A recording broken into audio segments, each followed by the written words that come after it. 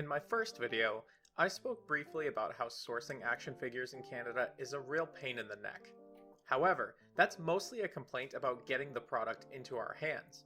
If you were to look at the sheer abundance of product being released in modern times, one can argue that it is one of the best times to be in the action figure community. With recent listings suggesting that McFarlane acquired the license to produce figures for the upcoming Teenage Mutant Ninja Turtles movie, that piles on to an already staggering amount of turtle product available to fans. Playmates Toys, NECA, Super 7, Loyal Subjects, Mattel, and even Hasbro are all bringing their versions of Turtles to the table. If you took a look at less popular properties, such as Toho's Godzilla, which, yes, I am a big fan of in case you couldn't tell by the name of the channel, the number of American companies making Godzilla product is nothing short of incredible. When I was growing up, there was Bandai America making Godzilla product, and if you didn't like it, then you were out of luck.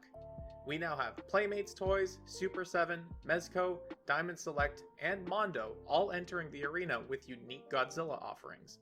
The fact that I can walk into Target in 2023 and pick up a toy of Baragon from his 1965 movie appearance blows my mind. I mean, I can't, because Target Canada was basically the Fire Festival of corporate expansion, but I digress. Some of the biggest contributors to the variety of products available today are the smaller companies that have entered the market in relatively recent years. Super 7 is an example of a small company that rose in popularity due to making unique and niche products that the big toy manufacturers would never touch with a 10-foot pole. Do you find yourself in the market for a Chet action figure?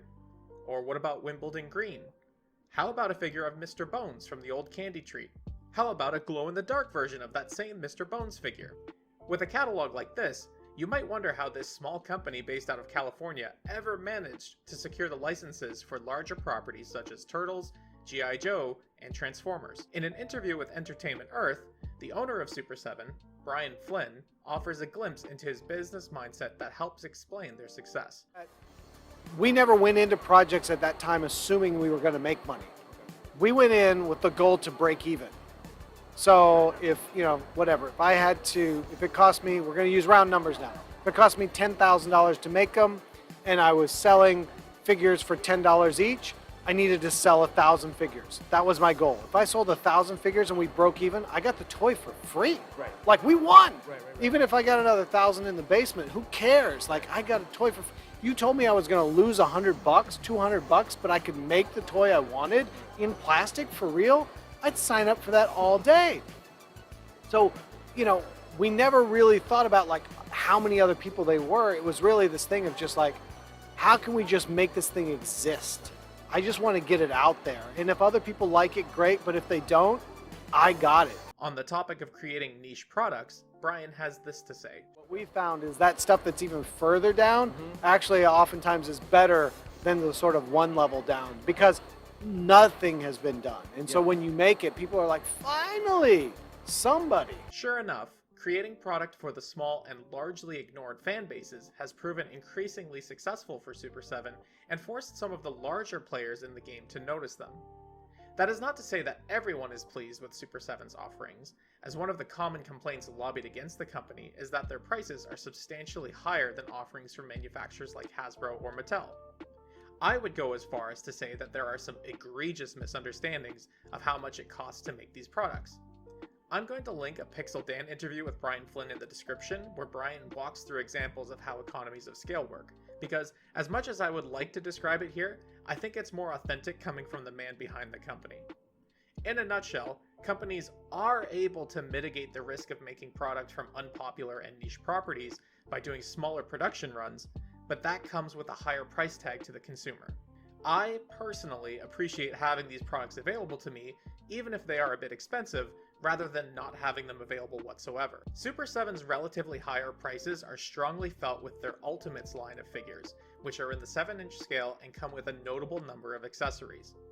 The current standard price as of January 2023 for Super 7 Ultimates is $55 US, with the closest comparable line being the 7-inch Ultimate figures from NECA, which cost in the area between $38 and $42 US. However, Super 7's business model includes a month-long pre-order window that offers two major advantages. The first is that you don't have to worry about scarcity, as the number of figures that get ordered during the window are the number of figures that get made. If you want one to open and one to keep in box, you can do that. If you want to order 12 in the hopes of selling them on the secondary market, you can, though I wouldn't recommend it. The second advantage is that customers get an entire month to sort out their financial situations and budget for the figures. If a month isn't quite long enough, buying from Super 7's website directly allows you to pay in interest-free installments. I don't want to sound like everything Super 7 does is awesome all the time. For the price of their products, the quality control issues can be more frequent than customers would reasonably expect. The fifth wave of TMNT was hit particularly bad by loose joints and paint applications that didn't quite match the initial product shots. Also, because of the business model for open pre-orders, figures don't typically land in customers' hands until 12 months, give or take, after they're announced. Not only is it difficult to maintain excitement for a product over a year, but life circumstances can change dramatically over the time it takes to fulfill orders like this, requiring actions such as changing addresses or canceling items altogether. However, my main point in talking about Super 7 in the context of this video is to highlight them as a company that, in my opinion, is making the hobby a healthier place through the strategies of open pre-orders and smaller production runs to accommodate fans of niche properties that haven't gotten the most love from a historical perspective. I also want to highlight how companies can use these same strategies in ways that I, personally, would consider anti-consumer. Mondo is a small company based out of Texas that is known for making soft vinyl toys, vinyl records, posters, and tiki mugs, among other things. There are two product lines that I want to highlight in particular: the He-Man 1/6 scale line and the Godzilla soft vinyl lines. The He-Man figure, as a specific example, is 12 inches tall with over 30 points of articulation, a handful of accessories, and soft good features. It is a particularly impressive figure. What is less impressive, however, is the means that this figure was originally available for purchase. Mondo promoted this figure as a timed edition, made to order, but only available to order for a 24-hour period. If, for whatever reason, you were unable to go online and order one at the time, you had better hoped that you could coordinate with someone else to order it on your behalf, or you were sure to miss out.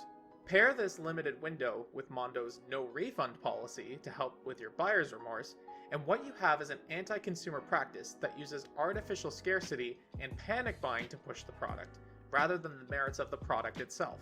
It seems that they've eased up a little bit on this model, allowing for 48-hour purchase windows for future similar products, but I admit that this practice still just doesn't sit right with me, even though I will yield that they are completely valid in running their business how they want to. The Godzilla soft vinyls are another example of using scarcity to push the product. Accompanying every soft vinyl release is a sentence or two about how only 200 units, give or take, are being produced and to act quickly. For the first few releases, this resulted in products selling out immediately within a matter of minutes, if not seconds. With the latest releases, things have slowed down quite significantly to the point where you should be able to secure one within the first day or so. Going back to Super 7 for a minute, Brian Flynn has gone on record multiple times saying that they try to restock popular items to ensure that everyone who wants one gets one. However, Mondo only seems to reissue popular items in different colorways, never quite the same figure. Missed out on that Godzilla soft vinyl? Don't worry, it'll come back in another color. And another color. And another color. And another color.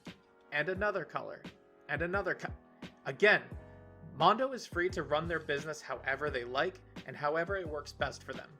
Where I feel that companies like Super 7 create a supply of product that is greater than the demand, companies like Mondo create a demand for their items that exceed the supply. This is how smaller toy manufacturers are helping and hurting the hobby.